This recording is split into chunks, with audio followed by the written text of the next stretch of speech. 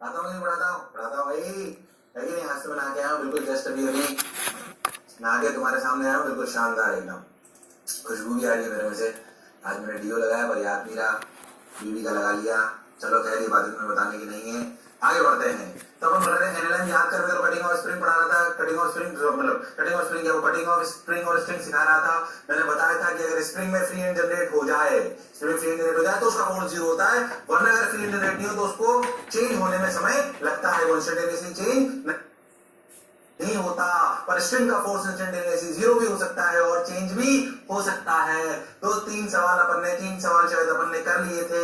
एक सवाल मैंने घर के लिए दिया था, उस सवाल को अपन कर लेते हैं फटाफट से। बाकी सवाल 1 2 की अनंत अनंत, इसमें कोई शक वाली बात नहीं है। तो अनंत सवाल हो सकते हैं, इसमें कोई बात है ही नहीं, तो कोई बात नहीं, अपन ये वाला कर लेते हैं। आ जाओ भाई, ये अलग सवाल जो मैंने आपको करने के लिए भी दिया था, और अगर वो करने वाला से अलग है तो भी करना है अपने को। चलो भाई आ जाओ। Find the expression of each block just after cutting the string. अच्छा भाई, सर ने सिखाया चलो भाई, सर ने सिखाया भाई, पहले एक बनाओ। लो भाई पहले एक बना लेते हैं। आ जाओ, येलो येलो डर्टी फेलो, आ जाओ। अगर अपन पहला वाला बनाए डायग्राम भाई बिफोर कटिंग, तो अपन देखेंगे टक टक टक टक टक टक टक टक, ये टक, ये 2, ये 1, ये 1। ओके, तो काटने से पहले क्या क्या देखते हैं। चलो, इधर लग रहा है 10 न्यूटन, बिल्कुल सही सर। इधर कितना लग रहा है? 10 न्यूटन। तो ऊपर कितना लगा? 10 न्यूटन। ओके, क्या 20 और लग रहा है? हाँ सर। तो कुल मिला के नीचे कितना हो गया? 30, और टेंशन कितना? 10, यानी कि कुल मिला के हो गया 30। तो ऊपर एफ एस फोर्स कितना लगा? 30। तो यहाँ भी नीचे कितना लगा? 30। क्या ये लग रहा था 10? हाँ, तो 30 + 10 40। तो यहाँ पे टेंशन आया 40। क्या ये इनिशियल सिचुएशन है? हाँ सर बिल्कुल है, इसमें कोई शक वाली बात नहीं है। लॉजिकली देखो तो ऊपर वाला जो सबसे 1 kg, वो तो कहीं नहीं जा सकता, ऊपर वाली स्ट्रिंग से बना हुआ है, उसे तो काटा भी नहीं है, तो उसका एक्सलेशन तो पहले भी 0 था और अभी भी 0 है। ओके, जैसे ही काटा, ध्यान से देखो, जैसे ही काटा, अगर अपन बहुत ध्यान से समझे तो 1 kg का एक्सलेशन कुछ भी नहीं हो सकता। तो काटे किसका फोर्स 0 हो जाएगा? स्ट्रिंग का फोर्स 0 हो जाएगा। यहां से बनाना चालू करता हूं। 1 kg पर कैसे 10 लगेगा? हाँ सर। तो क्या इसका एक्सलेशन g मीटर/सेकंड² हो जाएगा नीचे? हाँ सर। ये 2 kg है ये वाला, क्या स्प्रिंग फोर्स एकदम से चेंज होगा 30? क्या स्प्रिंग फोर्स एकदम से चेंज होगा 30? नहीं सर। क्यों चेंज नहीं होगा 30? क्योंकि स्प्रिंग फोर्स में कोई फ्री एंड जनरेट नहीं हुआ, तो उसका फोर्स एकदम से चेंज नहीं होगा। तो ये 30 का 30 ऊपर रहेगा और इसका mg का 20 नीचे रहेगा, और टेंशन 0 हो चुकी है क्योंकि उस स्ट्रिंग को अपन काट चुके हैं। हाँ सर, यानी कि इसमें ऊपर लगा 30, नीचे लगा 20, वहां से 2, यानी कि इसका एक्सलेशन हुआ ऊपर एक्सलेशन कितना हुआ? 30 - 20 10/2, यानी कि 5। ओके, ऊपर की तरफ इसका एक्सलेशन 0, ये जी, कोई शक वाली बात नहीं है। ध्यान से देखो तो 1 kg पे 10 नीचे लग रहा है, स्प्रिंग फोर्स 30 नीचे लग रहा है, यानी कि इस वाली स्ट्रिंग में फोर्स हो गया है 40 न्यूटन। इसमें कोई बदलाव नहीं आया है, ऊपर बदलाव ही आया, तो स्प्रिंग फोर्स में बदलाव नहीं आया, एमजी में बदलाव नहीं, तो पोटेंशियल में क्यों बदलाव आएगा? बोलो यस और नो। और वो जा ही नहीं सकता क्योंकि ऊपर वाली स्ट्रिंग टूट नहीं सकती। तो मेरे हिसाब से आंसर होना चाहिए 0, 5 ऊपर 10 नीचे। मेरे हिसाब से मैंने सब कुछ सही करा है। ध्यान दे दो, मास्टर ने कैलकुलेशन में तो कोई मिस्टेक नहीं करी है। वैसे तुम्हारा मास्टर बहुत सुंदर है, अब तुम हंस रहे हो। चलो आ जाओ। ओके, आंसर देख लो 0, 5, हाँ 10 ऊपर 5 नीचे, जो पढ़ा जो समझा बिल्कुल सही है। अब तुम एक बात खुद बताओ, ऐसे सवाल 1 2 की अनंत मैं सही कहूं तो पूरा लेक्चर भी इसमें मैं निकाल सकता हूं, इसमें कोई दोहराए वाली बात नहीं। पर ऐसे पूरा थोड़ी निकालने, अपन आपको डिग्री प्रैक्टिस शीट के माध्यम से अपन जो है सवाल दे देंगे, कंसेप्चुअल क्लैरिटी लागी, कब स्प्रिंग में चेंज होता है, कब स्ट्रिंग में चेंज होता है, स्प्रिंग में कब चेंज नहीं होता है, कब चेंज होता है, अगर स्प्रिंग में फ्री एंड जनरेट नहीं हो तो इंस्टेंटेनियस चेंज होना संभव नहीं है। This is the core line, this is the core line. Okay sir, बात आपकी हमको समझ आती है। अच्छा ठीक है भाई, बहुत बढ़िया, बहुत सुंदर, बहुत मजा आया, वाह वाह। अब क्या करें, आगे चलते हैं। और क्या है देखो भाई, स्प्रिंग के बारे में और चर्चा करते हैं। आ जाओ भाई, आ जाओ भाई, आ जाओ। लो भाई, अगर आप ध्यान से देखो तो आपकी स्प्रिंग है जिसकी नेचुरल लेंथ है L0 और उसका स्प्रिंग कांस्टेंट कितना है? K। तो यार एक एक्सपेरिमेंट करके देखना, मैं बताता हूँ देखो क्या करना ना, कि वो छोटी वाला रबड़ नहीं होता तेरे पास, तो वो होगा सबको छोटे वाले रबड़ को लेना है, ऐसे उसको तोड़ के ऐसे लेना, ठीक। अब उसको कहना आराम से खींचेगा, अब उसको आधा काट लेना, फिर उतना खींचने का प्रयास करना। देखा, तू उस रबड़ को आधा करके उतना खींचने का प्रयास करेगा जितना पूरे को खींचने का प्रयास करा था, तो तुझे बल ज्यादा लगाना पड़ेगा। ओके, यानी कि मैं फिर से समझ रहा हूं क्या करना घर पे। ध्यान सुना, जो मम्मी चोटी में रबड़ लगाती है ना, या पिताजी नोटों पे बांधते होंगे, हाँ वो वाला रबड़, वो वाला रबड़ लो और उस रबड़ को ऐसे तोड़ के पूरे बना लो और उसको ऐसे मान लो तुमने उसको इतना भेजा, तो तुम्हें जोड़ लगाना पड़ा। अब तुम उसी रबड़ को मान लो तुमने 5 सेंटीमीटर ऐसे, अब उसको आधा काट लो, अब आधे को 5 सेंटीमीटर खींचने का प्रयास, तो देखना तुम्हें 5 सेंटीमीटर खींचने में ज्यादा जोर लगाना पड़ेगा। ओके, तो एक्स तो उतना ही है पर जोर ज्यादा लगाना पड़ा, मतलब वही रबड़ का के इस लेंथ पे भी डिपेंड करता है। हाँ सर, वही रबड़ था, मटेरियल भी वही था, और उसे छोटा कर लो तो उतना ही खींचेंगे, फोर्स ज्यादा लगाना पड़ता है। यानी कि बराबर माइनस से के से देखो कि अगर फोर्स ज्यादा लगाना पड़ा उसी एक्स के लिए, यानी कि उसी आधे रबड़ का के बढ़ गया होगा। हाँ सर, बात तो समझ आई। ऐसा होता प्रैक्टिकली करके देखना, कोई शक वाली बात नहीं है, इसमें कोई दिक्कत वाली बात नहीं है। ओके, तो एक चीज है जिसका प्रूफ आप फिर इलास्टिसिटी में पढ़ोगे, पर वो अभी अपने को याद होनी चाहिए। कोई भी स्प्रिंग है या रबड़ है, रबड़ जिसे अपन कहते हैं वो है, अगर आप उसको ध्यान से देखें, सर आप रबड़ का प्रयोग बार बार कर रहे हो, स्प्रिंग और रबड़ में बस एक बात याद रखना, स्प्रिंग को और ये इलास्टिक रबड़ ऐसा समझो, इनमें अंतर क्या है पहले समझो। ये दोनों बिल्कुल वैसे ही काम करते हैं, पर कभी इलास्टिक रबड़ आए तो एक बात ध्यान रखना, क्या स्प्रिंग और इलास्टिक रबड़ में बाकी सब कुछ सेम है। इलास्टिक रबड़ खींचोगे क्या अंदर फोर्स लगाएगा, हाँ, स्प्रिंग को खींचोगे अंदर फोर्स लगाएगा, हाँ, कोई फॉर्मूला के एक्स बिल्कुल सही। बस स्प्रिंग में दबाओगे तो क्या बाहर की तरफ फोर्स लगाएगा, इलास्टिक रबड़ को ऐसे रख दो, दबेगा नहीं, ढीला हो जाएगा, तो कोई फोर्स। तो इलास्टिक रबड़ exert F बराबर माइनस के x only when it is elongated, that is the difference. It will not apply a force F बराबर माइनस के x when it is compressed, because at compression it will be slant. हाँ sir, तो अगर कभी spring की जगह elastic रबड़ आ जाए तो बस इतनी सी ही बात ध्यान रखनी है, इतनी सी ही बात ध्यान रखनी है। इलास्टिक रबड़ और स्प्रिंग में समझ में आ गया क्या? जैसे बीच में याद आ गया तो मैंने तुम्हें बता दिया, याद रखना, गड़बड़ मत करना, सोना मत।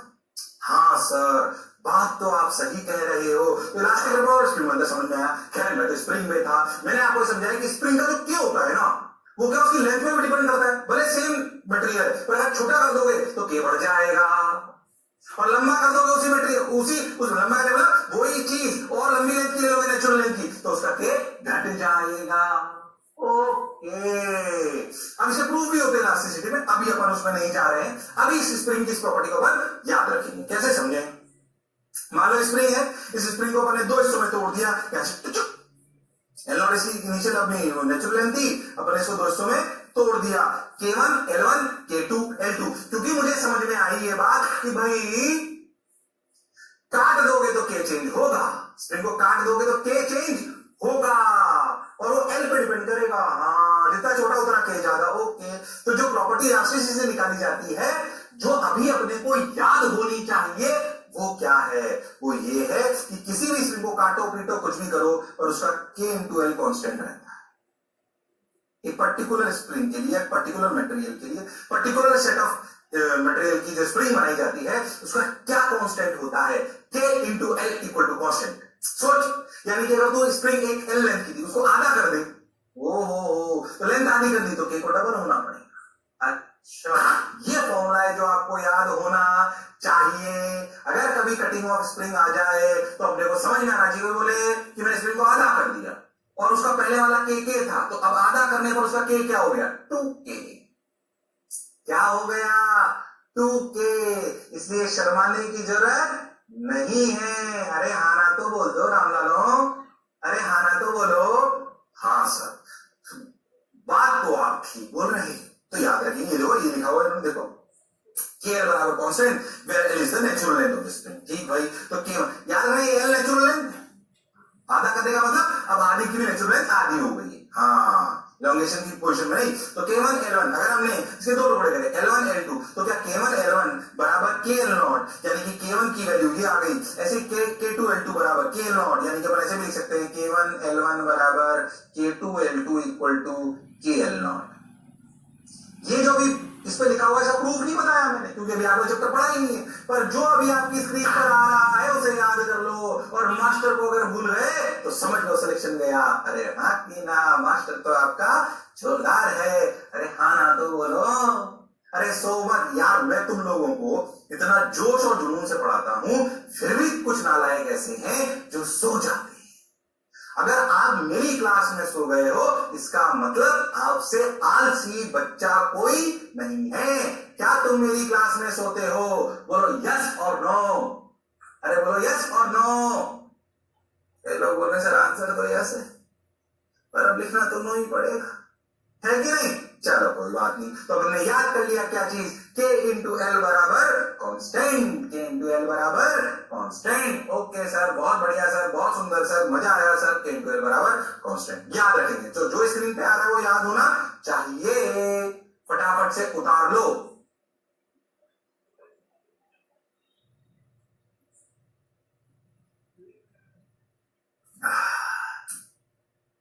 उतार लिया क्या? मैं मोटा हो रहा हूँ क्या वापस? देखना तो जरा। हाँ यार, पता नहीं क्या हो गया, मैं खा भी नहीं रहा हूँ। वजन बढ़ रहा है। वजन तो नहीं बढ़ रहा ज्यादा, पर कुछ तो बढ़ रहा है। ओके, मैं ऐसा तो नहीं सोच रहे सर आपकी बीवी मार रही है इसलिए सूझ रहे हो आप? स्वेलिंग आ गई है सर, है कि नहीं? ये मिठाई लगाई तो सर सूझ हो गई। सही सूझने वाला समझते तुम लोग? हमारे राजस्थानी भाषा में सूझने का मतलब होता है स्वेलिंग आ जाना, है ना? सर मिठाई लगेगी इतनी तो फिर हो गई। क्यों, ऐसा भी हो सकता है क्या? हाँ सर, फालतू की बातें मत करो, पढ़ाई पे ध्यान लगाओ। उतार लिया गया ये? अरे उतार लिया गया ये? मैं ऐसी बातें करता हूँ ना, हमारा कैमरामैन जो है वो हंसता रहता है, बहुत मुस्कुराता है वो। चलो, कैमरामैन अंकल की शादी होने वाली, लड़की उन्होंने पसंद कर ली है, अभी लड़की से बातचीत चल रही है। चलो वो फिर से मुस्कुरा रहे हैं। चलो भाई आ जाओ। तो अपनी बात हो गई। हाँ भाई, ये बात हमें समझ आ गई और हम याद रखेंगे। अब इससे आने वाली बातों को अपन ध्यान से एक्चुअली स्प्रिंग्स में अपन है कुछ कॉम्बिनेशन बढ़ेगी। तो ये बात याद रखनी, कुछ कॉम्बिनेशन होते हैं जो मैं फिर कह रहा हूँ, स्प्रिंग की कहानियां खत्म नहीं होगी, सेंट्रल मास में भी आएगी, इसकी रियल कहानी आएगी एसएचएम में। पर बेसिक बात अपने को भी आनी चाहिए, ताकि वहां पे बेसिक पे ज्यादा अपना टाइम खराब ना हो। और एंड में तो इसके सवाल आते ही हैं, क्योंकि ये फोर्स लगाने का एक जरिया है। चलो, अब स्प्रिंग्स को मान लो अलग अलग तरीके से अपन जोड़े। एक कॉम्बिनेशन होता है पैरेलल, अगर एक के ऊपर एक जोड़ लो तो उसे बोलते हैं पैरेलल, और अगर एक के बाद एक जोड़ लो तो उसे बोलते हैं सीरीज। तो सबसे पहले अगर मैं आपसे बोलूं कि आपकी दो स्प्रिंग को आपने एक ब्लॉक से पैरेलल में जोड़ दिया, दिखाई दे रहा है? हाँ सर, ये K1 K2 की दो स्प्रिंग है, ऐसा समझ लो कि नेचुरल लेंथ सेम है, ऐसा मान लो आप, या तुम तो K1 K2 दो स्प्रिंग मान लो, और इन K1 K2 की दो स्प्रिंग्स हैं, उनको एक ब्लॉक मास m से जोड़ दिया। अगर मैं आपसे बोलूं कि मैं इन दो स्प्रिंग्स को, मान लीजिए कोई सिस्टम बन गया है, ठीक, अब किसी ने बोला दो स्प्रिंग क्यों लगाए? अपन एक मैन्युफैक्चरर को बोलते हैं कि भाई तू एक नई स्प्रिंग बना के दे, तो एक ही स्प्रिंग से काम चल जाएगा। दो में सारा लफड़ा रहता है, दो लगाओ, इधर बंद करो, उधर भी बंद करो, एक खराब हो जाए तो भी सिस्टम खराब हो जाता है। यस और नो? हाँ सर। तो अपन ने सोचा कि क्यों ना अपन अपने मैन्युफैक्चरर को बोले कि भाई तू तो हमें एक ही स्प्रिंग दे दे, पर सिस्टम में कोई बदलाव नहीं आना चाहिए। तो क्या हमें इन दोनों की बजाय अगर एक स्प्रिंग चाहिए हो तो क्या उसका एक के इक्विवेलेंट होना चाहिए? उसका एक के इक्विवेलेंट होना चाहिए जो इन दोनों को रिप्लेस कर दे। ओके, हाँ सर, ये बात तो आप सही कह रहे हैं।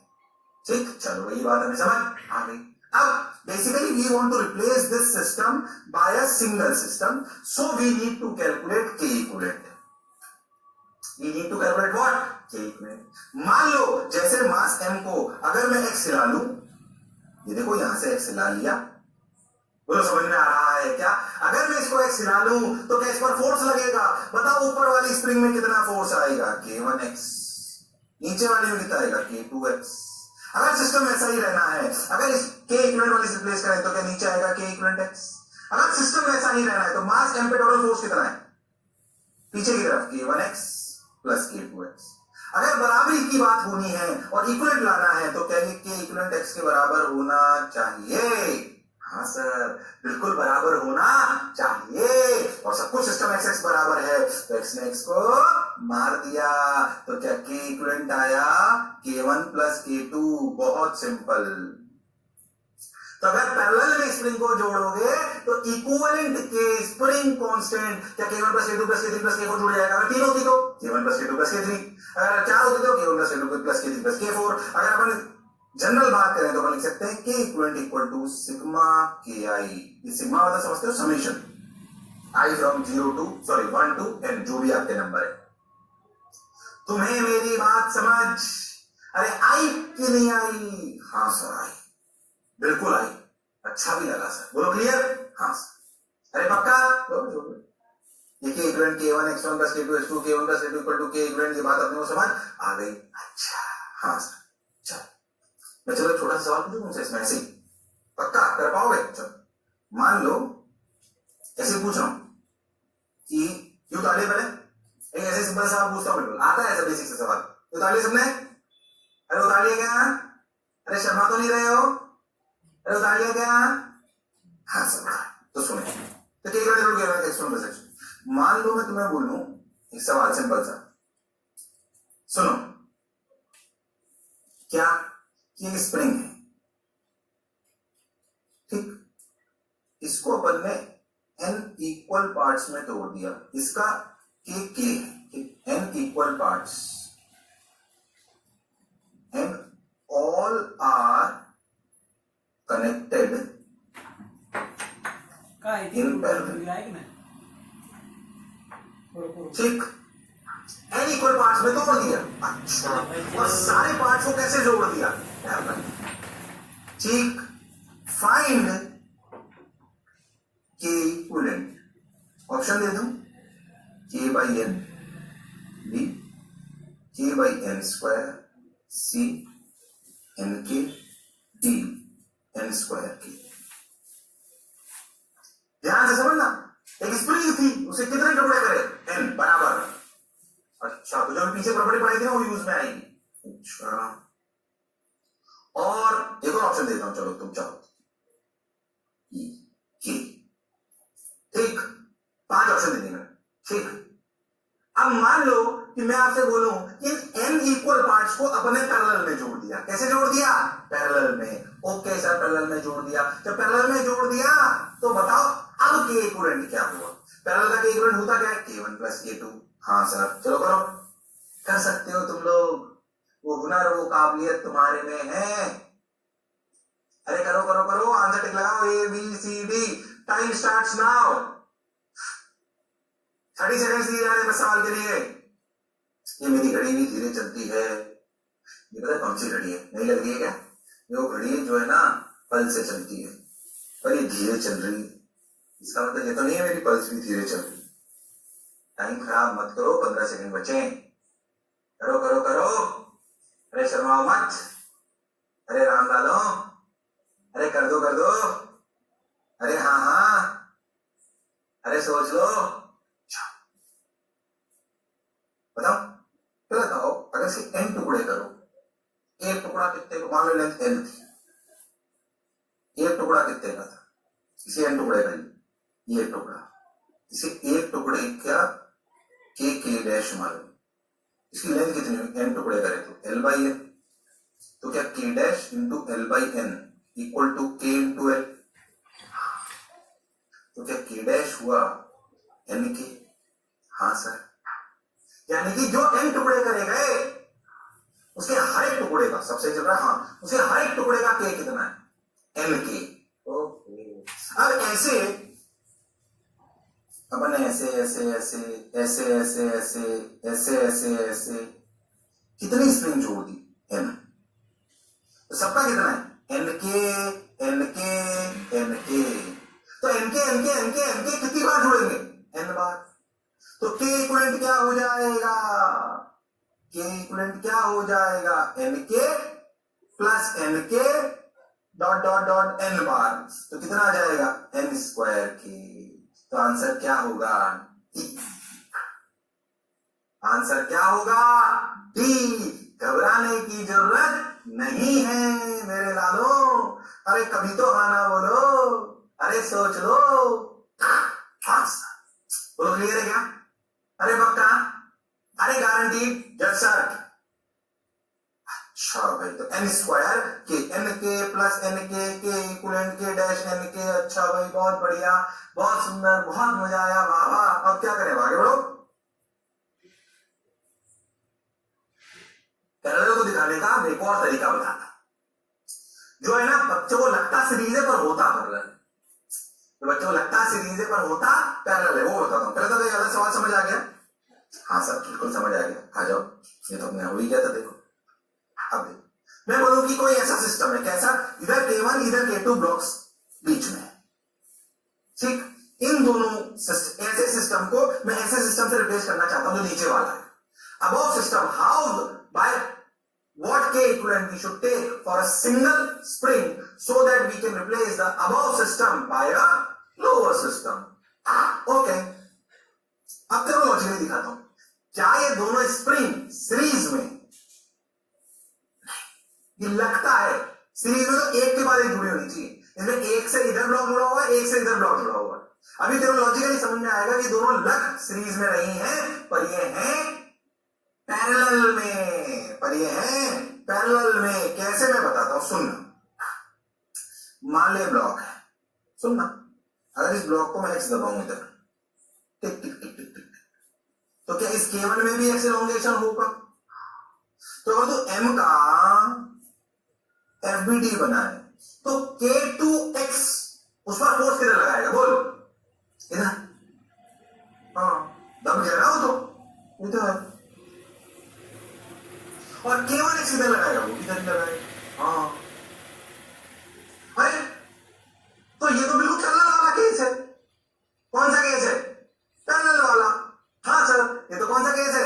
पैरेलल वाला, इसमें कोई शक वाली बात नहीं है। अच्छा, हाँ सर, बात तो आप सही कह रहे हो। ओके ओके, ठीक है ठीक है ठीक है ठीक है, गॉट योर पॉइंट। यानी कि लग नहीं रहा है पर ये है पैरेलल, तो क्या इसका K इक्विवेलेंट भी होगा K1 plus K2, K1 plus K2, इसलिए शर्माने की बिल्कुल जरूरत नहीं है।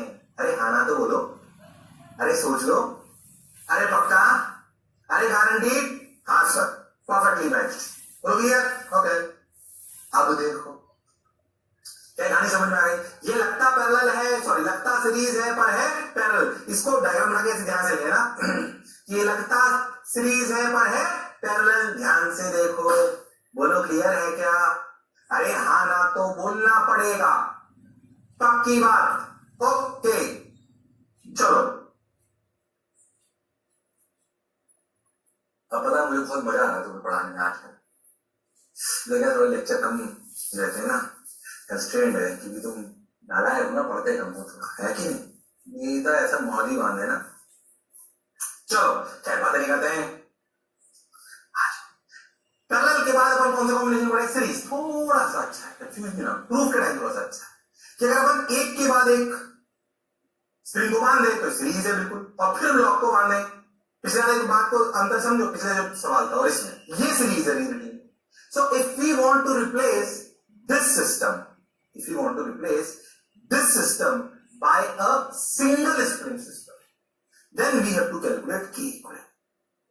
Then we have to calculate K equivalent. मान लो कि मैं इस ब्लॉक को ऐसे x हिलाऊं, देखो ये हिली, ये जगह थी नहीं, समझो ये यहां से हिली, ठीक है? अच्छा, अब समझना अच्छे से, अगर हम इक्विवेलेंट वाली स्प्रिंग में देखें तो उसमें टोटल इलॉन्गेशन कितना हुआ? x। कितना हुआ? x। ओके सर, अब सोचो ये x अगर ऊपर वाली दोनों स्प्रिंग में देखें तो कुछ कौन इलॉन्गेट हुई होगी? K1, और कुछ कौन इलॉन्गेट हुई होगी? K2। हाँ बिल्कुल सही बात है। तो x1 और x2 अगर टोटल हुआ 10 सेंटीमीटर मान लो इलॉन्गेशन, तो K1 में हुआ 10, K2 में हुआ 10, या दोनों में हुआ 10, या मिला के हुआ 10? मिला के हुआ 10। यानी कि क्या ये x should be equal to x1 plus x2? हाँ सर, ये बात अपने को समझ आई। क्या चीज की x1 plus x2 equal to x। Okay हाँ सर, क्या इक्वेशन समझ आ गई? दूसरी इक्वेशन कैसे समझना ध्यान से। अच्छा ध्यान से समझना इस इक्वेशन को, मैं लिखाता हूं, यहां भी पॉइंट समझिए वाला। ये स्प्रिंग को जो दोनों स्प्रिंग को कनेक्ट कर रहा है उस पॉइंट को समझ। क्या हम स्प्रिंग मास लेते हैं? हाँ, ये पॉइंट इधर और इधर दोनों को जोड़ रहा है। क्या स्प्रिंग K2 में क्या एलोंगेशन x2 था, तो क्या आपको नहीं लगता इस पॉइंट को स्प्रिंग K2 x2 से इधर खींच रही होगी? हाँ सर, और क्या K1 वाली स्प्रिंग में इलोंगेशन क्या x1 हुआ है, तो क्या उसको K1 x1 से खींच रही होगी? हाँ सर, बिल्कुल सही बोल रहे हो सर आप, ठीक बात है बिल्कुल। तो इधर K1 x1, इधर K2 x2। ओके, तुझे नहीं लगता इसका मास 0 है? अरे मासलेस स्प्रिंग, तो जो जोड़ने वाली सब मासलेस है, भले ये कुछ भी कर रहा हो, पर अगर मासलेस है तो दोनों तरफ फोर्स बराबर होना चाहिए। ओके, हाँ सर, बात तो आपकी बिल्कुल सही है। यानी कि क्या K1 x1 बराबर K2 x2 होना चाहिए। ओके, ये बात बिल्कुल सही। ऐसे ही पहले तो ये इक्वेशन समझ में K1 x1 बराबर K2 x2 ऐसे लिखा हमने बोला, जो बीच में जोड़ने वाली लाइन है वो तो मासलेस है, उसके अगर किसी पॉइंट को देखो तो इधर फोर्स लग रहा है K2 x2, इधर लग रहा है K1 x1, x1 x2, x1 is the elongation in x1 spring, sorry one spring, और K2 is the elongation in x2 is the elongation in K2 spring। बात तो सर आपकी बिल्कुल सही है। हाँ सर, मजा तो आ रहा है। अब क्या करें? ठीक भाई, ऐसे देखो, ये जो ब्लॉक है M, इस पर कौन सी स्प्रिंग फोर्स लगा है? K2, K1 तो पीछे जुड़ी हुई है, तो क्या M पर अगर FPD बनाए तो क्या फोर्स सिर्फ K2 लगा रही है? कितना? K2 x2। और K इक्विवेलेंट से देखें तो कितना लग रहा है? K equivalent x। हाँ, तो क्या K2 x2 और K इक्विवेलेंट x अगर रिप्लेस करना है तो मास M पर नेट फोर्स कितना लगेगा? मास M पर K2 x2, क्या उतना ही K इक्विवेलेंट x भी होना चाहिए? मतलब क्या K2 x2 should be equal to K equivalent x? हाँ, पर क्या K2 x2 is K1 x1? Okay, बात तो सही है सर आपकी। अरे यस और नो? हाँ सर, बिल्कुल सही है। बस अब क्या है देखिए, अभी इक्वेशन समझ में आ रही है। K1 x1 equal to K2 x2 equal to K equivalent x equal to K equivalent x। अरे हाँ ना तो बोल, अरे सोच ले, अरे पक्की बात, अरे गारंटीड? ओके सर, बात मेरी आपको समझ, मेरी नहीं, मेरी बात तुमको समझ आ गई। अब देखो ये x1 को क्या अपन लिख सकते हैं? K equivalent x by K1। हाँ सर लिख सकते हैं, बिल्कुल लिख सकते हैं। तो देख लो, K equivalent x by x1 को क्या लिख सकते हैं? यहां से K1 x1 बराबर K इक्वलेंट x से क्या लिख सकते हैं? K1 x1 से K इक्वलेंट x को अगर बराबर करो इस रिलेशन से, कंफ्यूज मत हो बिल्कुल। K1 x1 equal to K equivalent x और K2 x2 equal to K equivalent x, दोनों बराबर लिख सकते हैं। तो x1 के लिए पहले रिलेशन से क्या लिख सकते हैं? K equivalent x, K equivalent x by K1। x2 को क्या लिख सकते हैं? K equivalent x by K2। x x है ही, x ने x को मार दिया। हो क्या 1 by K1 plus 1 by K2 equal to 1 by K equivalent. सोच, क्या 3 वाला होता तो भी क्या 1 by K1 plus 1 by K2 plus 1 by K3 आता। सर ऐसा सीरीज पढ़ा था सर, कहीं रजिस्टर में पढ़ा होगा अगर 10वीं पास करी है तो। हाँ याद कर, ऐसा रिलेशन जब रजिस्टर पैरेलल में होता था तो आता था, और सीरीज में होता था तो सिंपल R1 प्लस R2 आता था। तो याद ऐसा रख ले कि यार ये जो सीरीज पैरेलल के रिलेशन होते हैं ना K इक्विवेलेंट के स्प्रिंग के, ये उल्टे होते हैं। किससे? वो रजिस्टर के सीरीज पैरेलल से। अभी तूने 12वीं पढ़ी नहीं है, नहीं तो ये बिल्कुल सेम है, कैपेसिटर के जैसे और इंडक्टर के उल्टे। चलिए, इंडक्टर कैपेसिटर कंफ्यूज मत हो, 12वीं में पढ़ाया जाएगा जब 12वीं में आ जाओगे। अभी तुमने 10वीं में सिर्फ पढ़ा होगा रजिस्टर। रजिस्टर में जो सीरीज पैरेलल के रिलेशन थे देखो उसका उल्टा है। जैसा वहां सीरीज का होता है, यहाँ पैरेलल का, जैसा वहां पैरेलल होता है सीरीज है। बोल यस और नो? बोलो क्लियर है? तो अगर कभी भी स्प्रिंग्स को एक स्प्रिंग से रिप्लेस करना हो तो उनका K इक्विवेलेंट निकालना अपने को आता है। उनका K इक्विवेलेंट निकालना अपने को आता है। अरे कभी तो हाँ ना बोलो, अरे सोच लो, अरे गारंटी? हाँ सर, बात आपकी बिल्कुल सही है, पक्की बात। सोच लो, उतार लो, यहाँ उतार लो, शर्मा मत, शर्मा नहीं, उतार लो उतार लो उतार लो।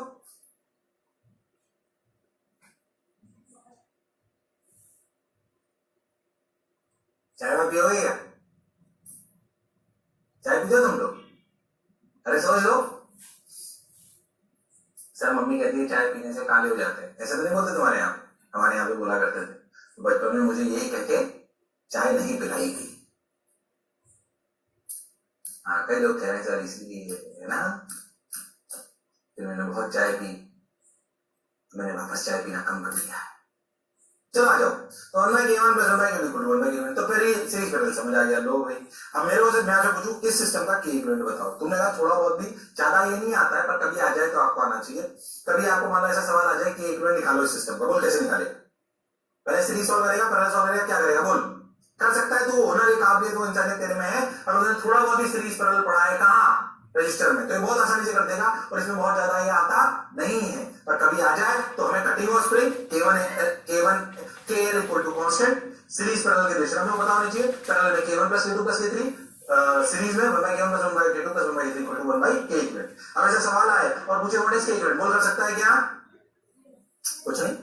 क्या पहले इन दोनों को सीरीज ले लो और इन दोनों के साथ सीरीज में ये क्या है?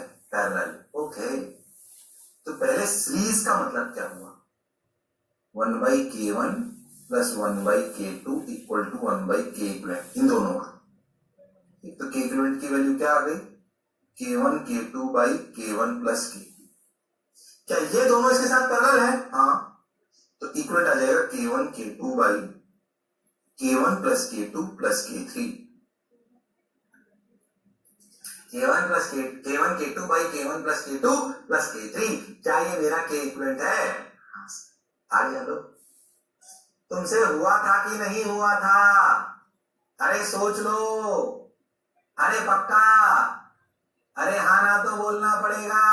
हाँ सर, बिल्कुल हो गया। समझ आया कि नहीं आया? आया सर। चलो इसका बता दो।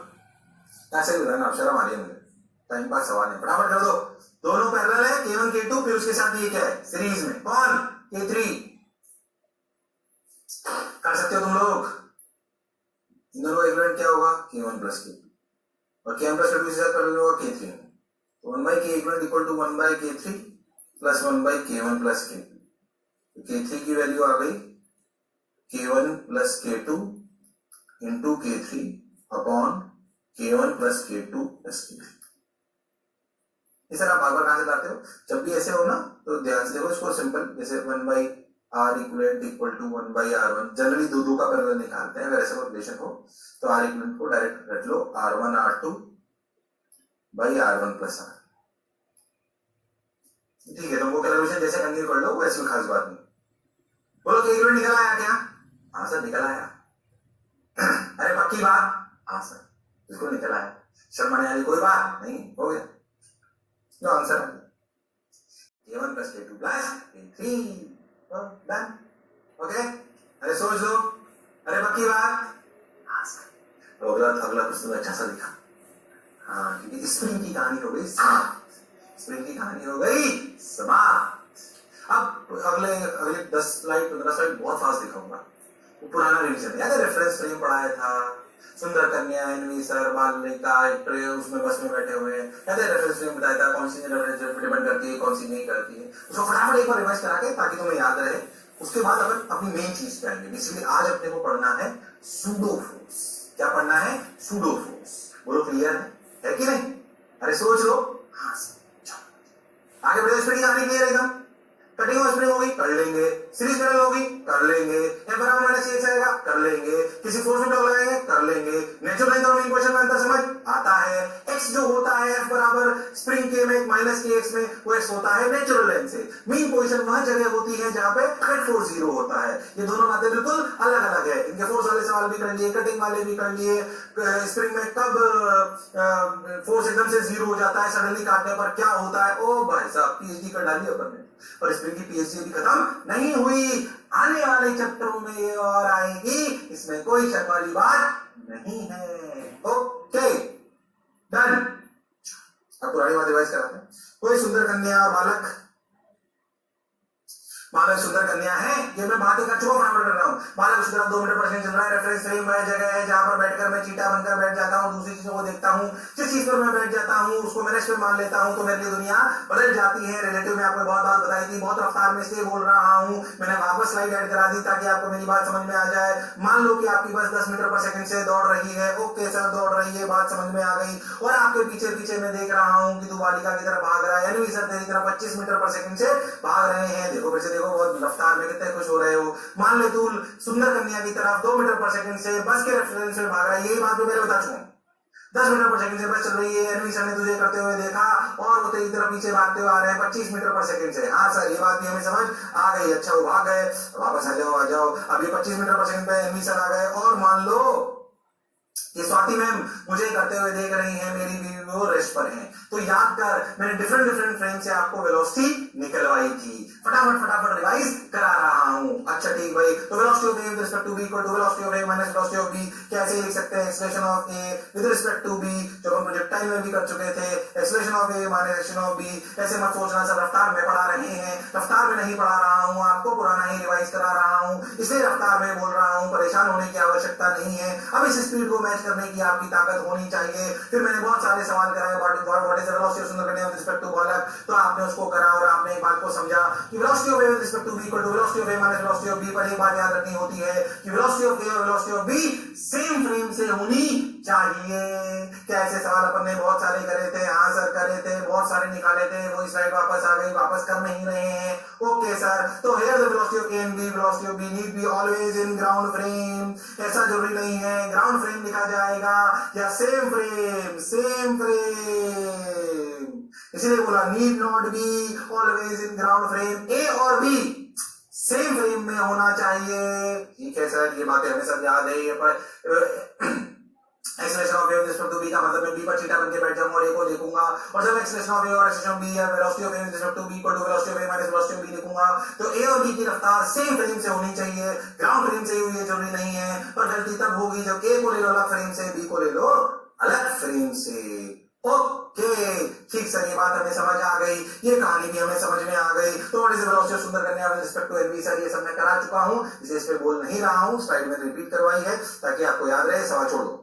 अच्छा, अब याद करो, मैंने एक रेफरेंस फ्रेम में बात बताई थी कि मैं रेफरेंस चेंज करने पर क्या चेंज होता है और क्या चेंज नहीं होता, डिपेंडेंट और इंडिपेंडेंट। बताओ डिस्टेंस ट्रेवल्ड किधर आएगा? लेफ्ट राइट, लेफ्ट राइट, सोच लो। ओके, सोचते चलना आ गया। दूसरा सोचो, डिस्प्लेसमेंट ऑफ द पार्टिकल, याद करो, ये भी फ्रेम पे डिपेंड करता है। Velocity of the particle frame पे डिपेंड करता है। हाँ सर, बिल्कुल करता है। स्पीड ऑफ द पार्टिकल बिल्कुल फ्रेम पे डिपेंड करती है। रफ्तार तेज इसलिए क्योंकि अपन पढ़ चुके हैं। Okay, acceleration of the particle frame पे डिपेंड करता है। हाँ सर, डिस्टेंस बिटवीन 2 पॉइंट्स,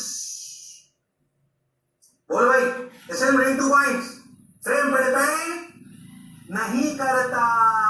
जब तो वो शॉर्टेज डिस्टेंस वगैरह निकाली थी। हाँ सर, काइनेटिक एनर्जी करती है, मोमेंटम करता है। हाँ, टाइम ऑफ इवेंट नहीं करता। हाँ, एक और चीज, इंडिविजुअल फोर्स, मतलब जैसे मान लो मैं बोलूं कि एक रस्सी, इसमें 10 न्यूटन फोर्स लग रहा है, ये टेंशन की वजह 10 न्यूटन है। इंडिविजुअल फोर्स ये फ्रेम पर डिपेंड नहीं करेगी। ठीक है, मान लीजिए बोलो कि तूने होमवर्क नहीं करा, मैंने तेरे चाटा लगा, तो चाटे का फोर्स था। सर हम चाटा नहीं खाते सर, कोई बात नहीं हुई चिंता कर। मान लीजिए होमवर्क नहीं करा, मैंने तेरे चाटा लगाया तो तेरे जो चाटा लगा उसका फोर्स था 10 न्यूटन। ये तो किसी भी फ्रेम में देखे 10 न्यूटन नहीं होगा। जब मेरा हाथ तेरे गाल पर पड़ा तो मान लीजिए उसे फोर्स लगा 10 न्यूटन, तो क्या 10 न्यूटन वो चेंज नहीं हो सकता।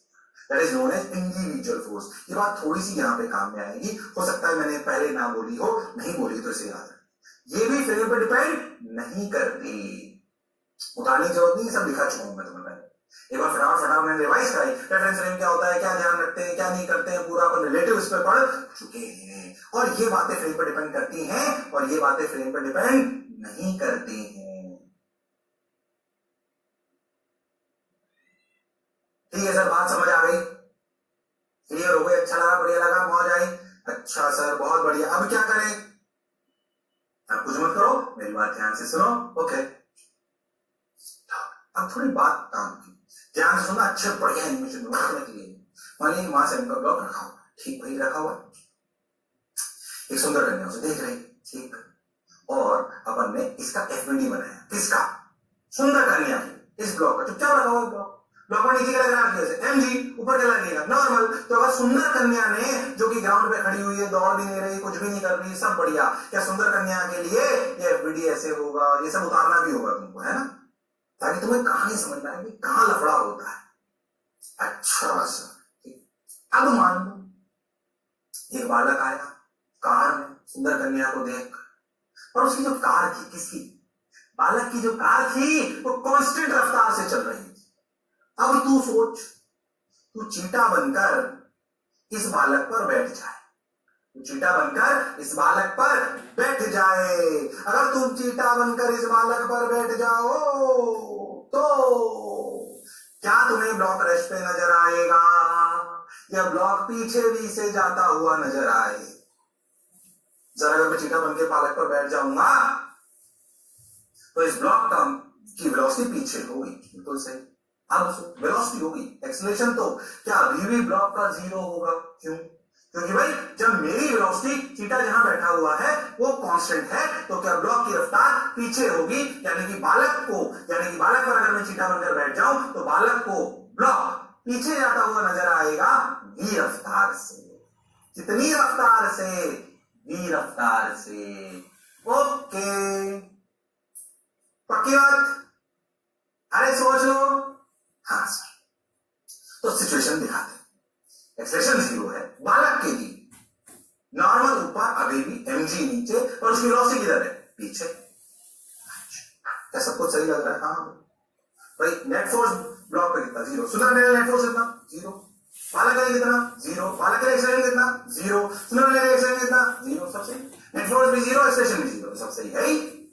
पर हाँ, बालक, इस बालक और सुंदर कन्या में अंतर था बस, ये सुंदर कन्या के लिए ब्लॉक रेस्ट में था, बालक के लिए कांस्टेंट वेलोसिटी से चल रहा है, कांस्टेंट वेलोसिटी चल रहा है, फोर्स की जरूरत नहीं। अब सोच, एक तीसरा मैं आया, बालक 2 एनिमी सर्कल है, एनिमी सर की कार एक्सलरेट कर रही है, एनिमी सर की कार क्या कर रही है? एक्सलरेट। बालक 2 मान ले, ठीक, तो बालक 2 एक्सलरेट कर रहा है कार। अगर वो एक्सलरेट कर रहा है, तू चीटा बनकर बालक 2 पर बैठ जाए तो ब्लॉक रेस्ट पर होगा कि उसका एक्सेलरेशन पीछे होगा। What is acceleration of block with respect to block 2? Acceleration of block with respect to block 2 equals to acceleration of block minus acceleration of block 2। Acceleration of block ground frame में 0 है, acceleration of block 2 आगे है, तो आया -a। -a का मतलब मास m का acceleration बालक 2 के लिए क्या पीछे होगा? हाँ सर, बिल्कुल होगा। ये देख, तो बालक 2 के लिए इसका एक्सेलरेशन 0 नहीं, नॉन 0 है, पीछे। पर इस बालक के लिए भी m तो ऊपर ही लग रहा है और mg नीचे लग रहा है। अब ये बालक कंफ्यूज हो, इस वाले केस में क्या नेट फोर्स 0, तो एक्सेलरेशन भी 0, इसमें नेट फोर्स 0। पर इस बालक ने बोला था मेरे लिए नेट फोर्स 0, n ऊपर mg नीचे, पर एक्सेलरेशन कहां से आ गया? क्या तो f बराबर m फेल हो गया, यहां पर f बराबर ma फेल होता हुआ लग रहा है। यानी कि जो बराबर मैंने f नेट बराबर ma पढ़ा तो गलत लग रहा है सर, एक्सेलरेशन तो नेट फोर्स तो है ही नहीं, इसीलिए तो पढ़ाया है। क्या डाउट? बिल्कुल क्लियर। इसलिए रेफरेंस फ्रेम अगर तुम्हें बहुत ध्यान से देखूं तो तुम्हें समझ में आएगा कि ऐसे रेफरेंस फ्रेम जिनमें ये वैलिड हो जाए, कौन जो हमने पढ़ा था, उन्हें कहते हैं इनर्शियल फ्रेम्स। क्या कहते हैं?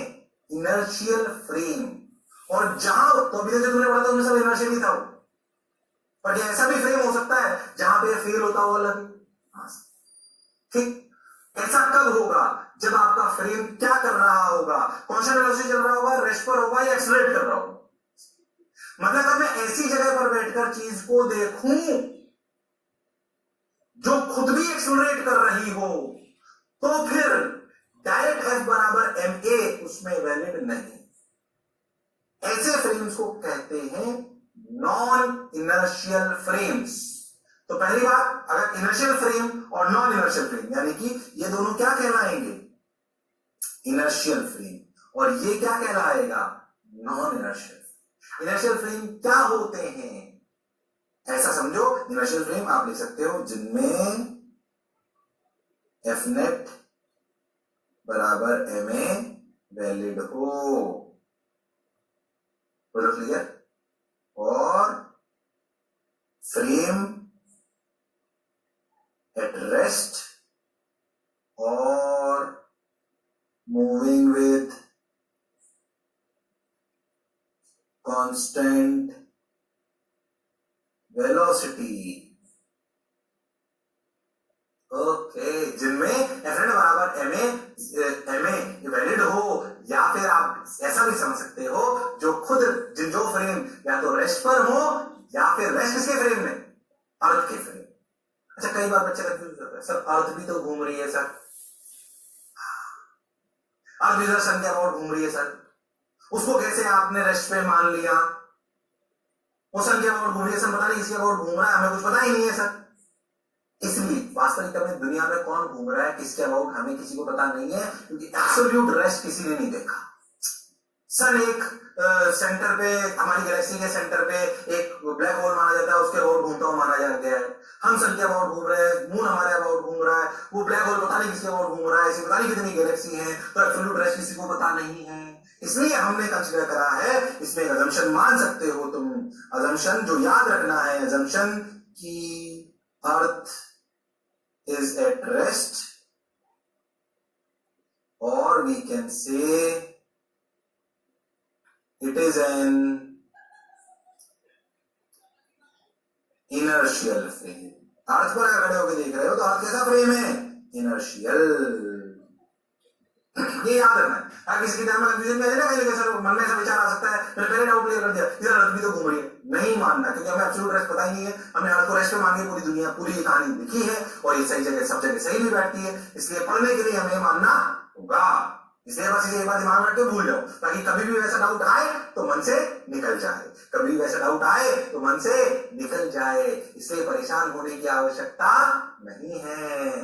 Okay sir, non inertial frame, जो फ्रेम एक्सेलरेटेड हो, फ्रेम्स जो एक्सेलरेटेड हो, बोलो क्लियर हो, जिनका एक्सेलरेशन, इनमें डायरेक्टली F बराबर ma वैलिड नहीं होता। अच्छा, पर सर हमने तो F बराबर ma ही पढ़ा है। अब इसमें अगर F बराबर ma वैलिड नहीं होता तो फिर हम क्या लगाएंगे? तो इसमें F बराबर ma लगाने के लिए किसमें भाई इनर्शियल में तो दिक्कत ही नहीं थी, वो तो मैं आता ही है सॉल्व करना। हाँ, बात समझ पहले था इनर्शियल और इनर्शियल समझ में आ गया। हाँ, पीछे लफड़ा क्या था बोलो, समझ में आया कि पीछे वाली कहानी समझ आई थी, ये देखो ये वाली आई थी नहीं आई थी, 3 फ्रेम है, 2 में लफड़ा नहीं हुआ, तीसरे में हुआ कि नहीं हुआ, कहानी उतारो पहले फटाफट, अगर नहीं उतारी तो स्टेप बाय स्टेप दिखाता हूँ, फिर वो अगला वाली स्लाइड दिखा दूंगा। करो करो, शर्मा मत, शर्मा मत।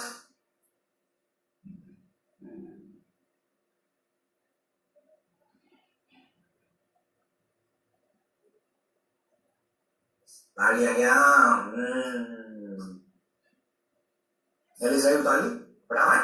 अरे पक्का, अरे सोचो, तुम इतना सुंदर तो नहीं बना लेते सर, उतारने का मतलब सर गाड़ी तो सर हमारी गाड़ी के टायर बनाने में 2 मिनट चले, फटाफट वोड़ा बनाओ बस ऐसे तुरंत। चलो, inertial frame, non inertial frame, ये वाली बात भी उतारो, ठीक, ये सब उतार लो जो मैंने लिखा है, ये स्लाइड में लिखा फटाफट उतार लो। बोलो क्लियर है?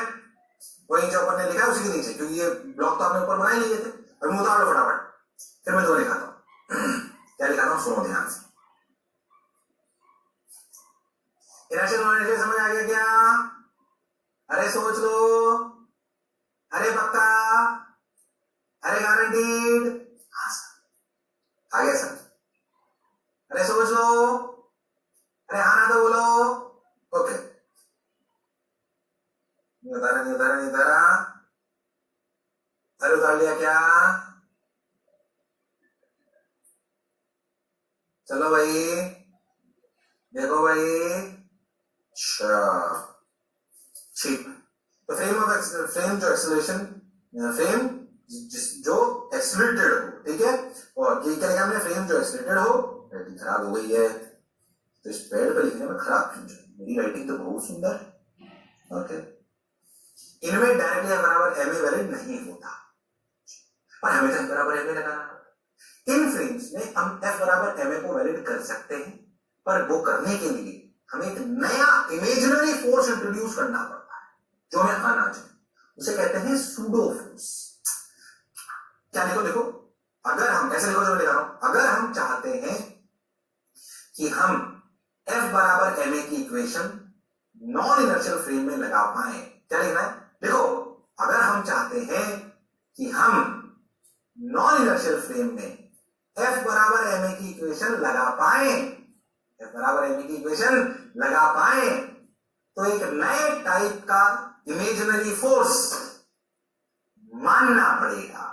तो एक नए टाइप का इमेजिनरी फोर्स, अगर हम चाहते हैं कि हम नॉन इनर्शियल फ्रेम में एफ बराबर एम ए लगा पाए, तो हमें एक नया इमेजिनरी फोर्स लगाना पड़ेगा जिसे कहते हैं सूडो फोर्स। पी साइलेंट है इसमें, कौन सा फोर्स? Pseudo force. अरे शर्मा मत, कौन सा फोर्स? Pseudo force. अरे हाँ ना तो बोलो भाई, अरे सोच लो भाई, अरे पक्का, अरे गारंटीड? हाँ सर, ठीक सर, बात समझ आ गई। अब क्या करें, अब कुछ नहीं, सुनो लो भाई, इधर b equal to 0, Newton's law valid, ठीक है, तो जो अपन लिखा लिख लिया, तो ठीक है, मैंने लिखा ही है, न्यूटन्स लॉ नॉट वैलिड, ए बराबर एम ए क्या है, न्यूटन्स लॉ नॉट वैलिड, ठीक। तो एक इमेजिनरी फोर्स आया, it is an imaginary force which is applied on objects in non inertial frame of reference to satisfy Newton's law of motion. ये अंग्रेजी में लिख लिया आपने, चाहो तो लिख लो, जब लिखा है तो बढ़िया है, ठीक।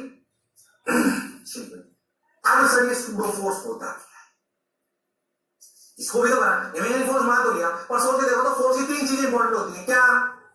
अरे ये भी दो से काम अपने ज्यादा चल जाएगा, magnitude, direction, point of application. Point of application पर भी ज्यादा परेशान नहीं होंगे, पर दो तो बहुत इंपॉर्टेंट है, क्या?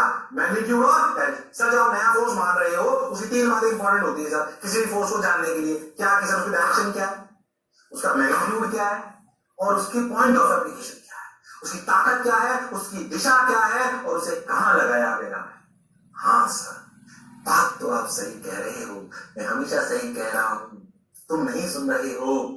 जैसे जैसे क्लासेस आगे बढ़ रही हैं, तुम्हारा मोह भंग होता जा रहा है पढ़ाई से। हाँ नहीं सर, तो बहुत ईमानदारी के साथ पढ़ रहे हैं, मजा आ रहा है कि नहीं आ रहा? धीरे धीरे मजा बढ़ता जाएगा। इसने शुरुआत से मेरी बात सुनी है, और मजा आ जाएगा, तुम्हें ध्यान से देखना, क्या चलो आ जाओ, ठीक है। तो तीन चीजें इंपॉर्टेंट, क्या? किसी फोर्स तीन चीजें इंपॉर्टेंट, मैग्नीट्यूड, डायरेक्शन और पॉइंट ऑफ एप्लीकेशन। अब उसकी एक एक बात सीखते हैं, एक बड़ी एनिमेशन के थ्रू। तीन चीजें इंपॉर्टेंट होती है, डायरेक्शन, मैग्नीट्यूड और पॉइंट ऑफ एप्लीकेशन। उल्टा भी समझ सकते हो, मैग्नीट्यूड, डायरेक्शन और पॉइंट ऑफ एप्लीकेशन, जो तुम्हें ठीक है। पहले डायरेक्शन के बारे में समझते, ठीक, आ जाओ, ये लो सब direction opposite to the expression of frame of reference. Definition लिखने से पहले समझो, एनिमेशन आ गया, लो भाई डायरेक्शन समझा रहा हूं।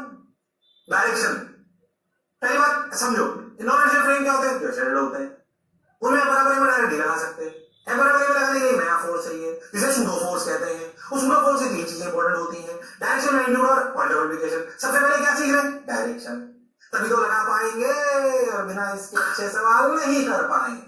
अरे यस और नो? हाँ सर, बिल्कुल सही बात, मौज चल रही है सर एकदम। लो भाई, तो सूडो फोर्स की चर्चा डायरेक्शन के लिए, ओके, सूडो फोर्स की चर्चा डायरेक्शन के लिए। मेरे लाल, मेरे श्याम, अच्छा, मेरे लाल, मेरे पीले, मेरे नीले, मेरे रेनबो, अच्छा। सोच, मान लो इस 2 kg पे 10 न्यूटन फोर्स होता है, इसमें थोड़ा मैं काले से लिख देता हूं, अच्छा 10 ही ना, 10 न्यूटन फोर्स लग रहा है, ठीक सर लग रहा है। अब क्या करें? कुछ मतलब सुनो, और इसका एक्सेलरेशन, अगर 2 kg का मास है तो इसका 10 न्यूटन फोर्स लगा तो एक्सेलरेशन कितना है? 5, 10 बराबर 2a, ओके, a is 5। अब एक कार है, जिसपे की रफ्तार थी 5, इतनी थी 5, और उसका एक्सेलरेशन पीछे था। मैं थोड़ा कंफ्यूज करने के लिए बता रहा हूं ताकि तुम्हें समझ में आए कि स्टेट में डायरेक्शन किसकी डायरेक्शन पे डिपेंड करती है। तू ध्यान से देख तो तेरे पास दो चीजें, मैं तो कह रहा हूं तो इस ब्लॉक की भी रफ्तार ऐसे ले, पीछे ब्लॉक की भी रफ्तार 10 मीटर लग रहा है 5, पर हमने पहले से इसको रफ्तार देखी थी मान ले 3 मीटर पर सेकंड, ऐसे तो देख तेरे पास 4 पैरामीटर हो गए। ब्लॉक की रफ्तार, ब्लॉक का एक्सेलरेशन, फ्रेम की रफ्तार, फ्रेम का एक्सेलरेशन, 4 चीजों। डायरेक्शन किसके अपोजिट होती है? सूडो फोर्स की, एक्सेलरेशन ऑफ फ्रेम की। कंफ्यूज मत होना, किसके? एक्सेलरेशन ऑफ फ्रेम के अपोजिट होती है। ध्यान से तेरे को 4 चीजें दिख सकती है समाज जब करेगा तो, फ्रेम का एक्सेलरेशन, फ्रेम की वेलोसिटी, ब्लॉक की वेलोसिटी, ब्लॉक का एक्सेलरेशन। सूडो फोर्स की डायरेक्शन कही गई है opposite to acceleration of frame of reference. तो फ्रेम ऑफ रेफरेंस एक्सेलरेशन क्या है? 5 2 3 5, बोलो। कंफ्यूजन के लिए इस 5 को 4 कर लो, बोलो किस पे डिपेंड करेगी? 2 पर, 5 पर, 3 पर, किसी डायरेक्शन पर, 2 की डायरेक्शन। एक्सेलरेशन ऑफ फ्रेम क्या है? 2, क्योंकि तो चीटा बन गया, बैठ गया। अच्छा, जिस कार में तू बैठा है क्या वो एक्सेलरेटेड है? हाँ, तो नॉन इनर्शियल है कि इनर्शियल है? नॉन इनर्शियल है।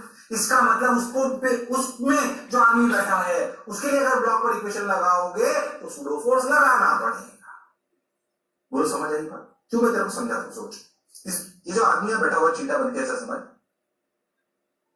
इस चीटे के लिए ब्लॉक का एक्सेलरेशन क्या है? Acceleration of block with respect to cheetah या कार। क्या एक्सेलरेशन ऑफ ब्लॉक है 5? क्या एक्सेलरेशन ऑफ चीटा है माइनस ऑफ माइनस, क्या 7?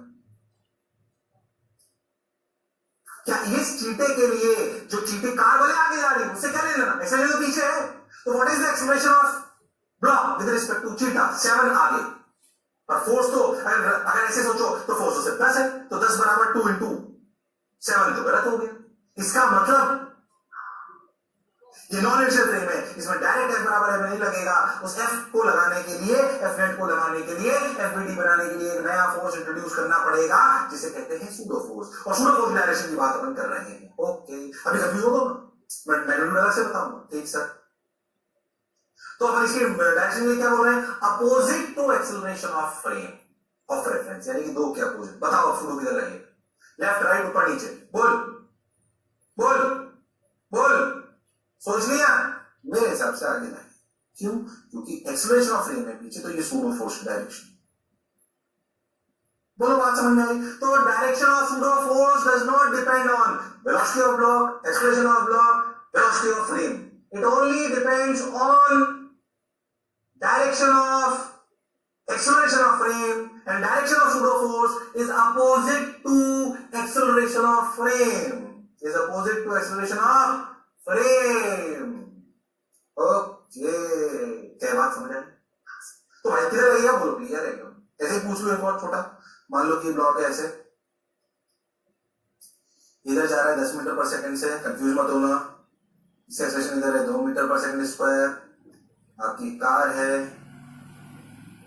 जो इधर जा रही है 10 से, और एक्सेलरेशन है इधर 3 मीटर पर सेकंड स्क्वायर। बताओ इस कार के लिए सूडो फोर्स ब्लॉक पर कहां लगेगा? क्या कार नॉन इनर्शियल फ्रेम है? हाँ। क्यों? क्योंकि कार का एक्सेलरेशन है। तो क्या ब्लॉक को, अगर कार में बैठे हुए आदमी को ब्लॉक को देखना है और एफ बराबर एम लगाना है तो सूडो यानी न्यूटन लॉ अप्लाई करना है, तो सूडो फोर्स की डायरेक्शन लेनी पड़ेगी। वो सूडो फोर्स की डायरेक्शन किधर होगी? किधर होगी? इधर। क्या डायरेक्शन के बारे में कहानी समझ आई है? क्योंकि डायरेक्शन ही अगर गलत कर गए तो सवाल सही होना संभव नहीं है। तो क्या सीखे? Direction of pseudo force is always opposite to the acceleration of frame. और ब्रैकेट में लिख लो कि इसका velocity of block, acceleration of block, velocity of frame से कोई लेना देना नहीं है। ठीक? अरे पक्का? अरे सोच लो, लिख लो ये बात डायरेक्शन के बारे में। गड़बड़ मत कर देना, गुस्सा मार देना नहीं तो मैं आ जाओ भाई। अरे करके बताओ भाई। अरे समझ आ गया क्या? हाँ सर, ये बात तो हमें समझ आ गई। ठीक भाई, डायरेक्शन क्लियर है सर। लो भाई आ गई direction. Empty of block with respect to car. ओहो, चीटा बन के अपन कहाँ बैठ गए, कार पे। चीटा उड़ता हुआ आया, चीटा तितली, जो तुम्हें मानना है मान लो। ये 2 किलो इधर, ये 10 न्यूटन इधर, ये 7 मीटर पर सेकंड स्क्वायर। किसके लिए 7 मीटर पर सेकंड स्क्वायर अभी भी सिखाया था? बालक के लिए, जो कहाँ बैठा है, कार में। कार या चीटा जहां पे भी आपको मानना है। इधर लगा 20 न्यूटन, इधर लगा n, वो तो ठीक है, अपने को बात समझ। जो मैंने बोला बोलो, क्लियर है क्या? अरे सोच लो, अरे पक्का, अरे गारंटीड। हाँ, समझ आ गया सर, बढ़िया लगा, सुंदर लगा, मौज आई। अब सुन, चीटे के लिए बात हो गई। अब डायरेक्शन समझ में आ गई। Opposite to the expression of frame of reference. कहानी समझ भी आ गई, लिखी पीछे वाली कहानी। हाँ, और ब्रैकेट में लिखे कि इसका, काले से नहीं, येलो से, इसका velocity of block, acceleration of block and velocity of frame of reference से कोई लेना देना, कोई लेना देना नहीं है। अच्छा, अब एक बात समझ में आई, क्या? डायरेक्शन। मैग्नीट्यूड कितना सर? मैग्नीट्यूड भी तो बताओ। बिना मैग्नीट्यूड के थोड़ी काम चलने वाला है। अरे बताओ सर। ये कोई मैग्नीट्यूड, मैग्नीट्यूड लिखा जाता है MA। MA ये क्या है? सुने ध्यान से। आ जाओ मैग्नीट्यूड पे चर्चा करते हैं, ध्यान से समझ। मैग्नीट्यूड क्या? M of object, M of object और एक्सेलरेशन ऑफ फ्रेम। डायरेक्शन पता पड़ गई? हाँ। मैग्नीट्यूड क्या? M of frame. लिखो मैग्नीट्यूड के लिए लिखेंगे M ऑफ, जैसे बालक चल रहा था पीछे कार में और ब्लॉक था, किसका मास लेंगे? किसका मास लेंगे? पहले तो फोर्स किस पे लगा रहे हैं? कार पे की ब्लॉक पे? कार पे तो बैठे हुए हैं, देख किसको रहे हैं? ब्लॉक को। तो ब्लॉक पे डायरेक्शन ऑफ फोर्स होगी pseudo force opposite to acceleration of frame. और मैग्नीट्यूड क्या होगा? खुद उस ब्लॉक का mass into acceleration of frame, यानी कि कार का एक्सेलरेशन। उसका एक्सेलरेशन नहीं, 5 7 नहीं, जो कार का एक्सेलरेशन था 2, वो। ठीक, तो ये बात याद रखनी। Mass of object into acceleration of frame, mass of object into acceleration of frame. अब समझना जो मैं कह रहा हूं ध्यान से। अगर तू बहुत ध्यान से देखे तो इस चीटे को, क्या ये बॉडी 7 मीटर पर सेकंड से नजर आ रही है? हाँ। क्या इस चीटे को ये ब्लॉक 7 मीटर पर सेकंड से नजर आ रहा है? हाँ। क्या चीटे को एक फोर्स, क्या चीटे को एक फोर्स 10 तो लग ही रहा था इसमें, जो भी लगा रहा था पहले वो तो था ही, वो तो दिख ही रहा था। क्या इसको अगर F बराबर M लगाना है तो एक सूडो फोर्स भी होना चाहिए, सूडो फोर्स भी होना चाहिए। अब सूडो फोर्स से मैग्नीट्यूड कितना दे? Mass of block 2 into acceleration of frame 2, 4। अब सोच, इस चीटे के लिए इस ब्लॉक पर टोटल फोर्स कितना हो गया? 10 + 4 बराबर मास 2 इनटू A। ये की वैल्यू कितनी है? 7। ओहो, मतलब जो उसने जो देखा और जो निकाला मैच कर गया, इसलिए ऐसे करा जाता है। तुम्हें मेरी बात समझ आई कि नहीं आई? अरे आई कि नहीं आई?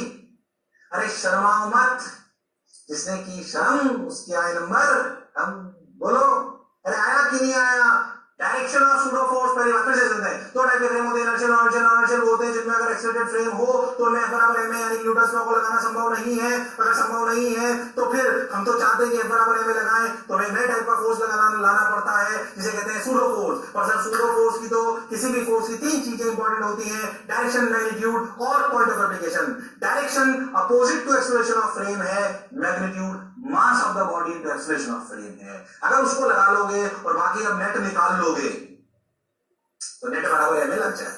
वो लगा कि नहीं लगा? अब जब F नेट बराबर M लगाओ, किसमें? F नेट बराबर M लग जाएगा, किसमें? नॉन इनर्शियल में। बस इतना याद रखना कि F नेट में सूडो भी होना चाहिए, तो इमेजिनरी है, वो लाना पड़ेगा। बाकी जो थे वो तो है ही, और उसके साथ सूडो भी लाना पड़ेगा, और उसके साथ सूडो भी लाना पड़ेगा। इसमें कोई शक वाली बात नहीं है। बोलो, कहानी थोड़ी थोड़ी समझ आई? जैसे जैसे सवाल कराता जाऊंगा आपको समझने की क्षमता बढ़ती जाएगी, समझने की क्षमता बढ़ती जाएगी। बोलो, क्लियर है क्या? अरे हाँ ना बोल। तो आज का लेक्चर यही समाप्त। आगे की कहानी अगली बार।